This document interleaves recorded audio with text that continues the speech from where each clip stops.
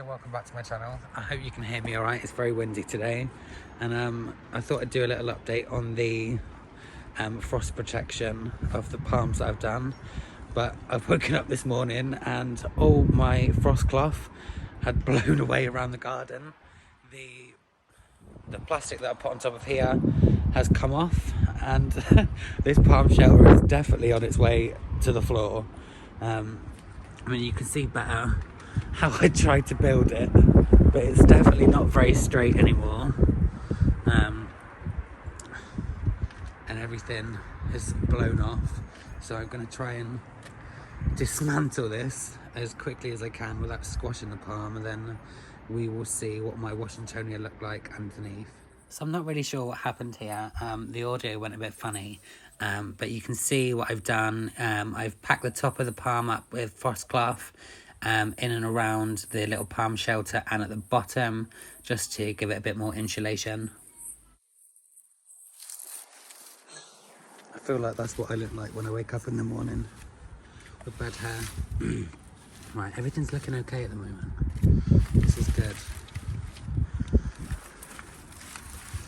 See if I can unwrap these a little bit more.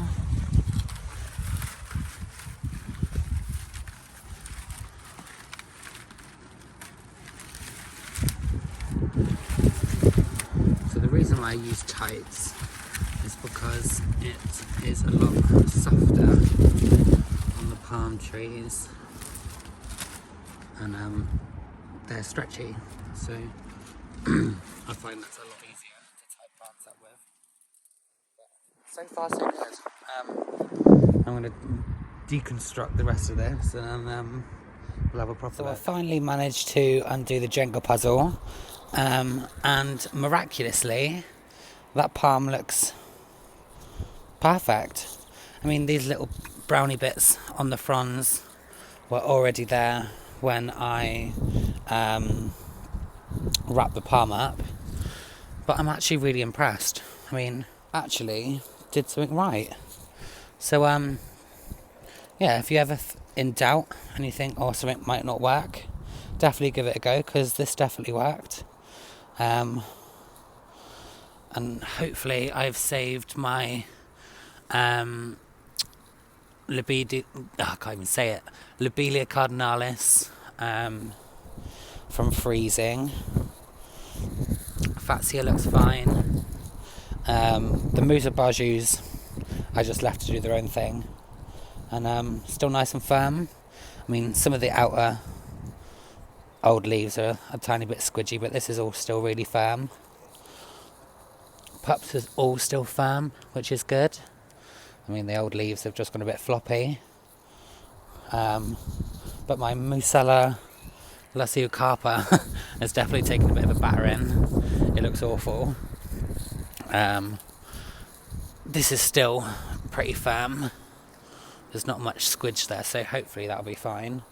But this Canary Island date palm had the least amount of frost protection, and it looks the best out of both of them, which is very bizarre.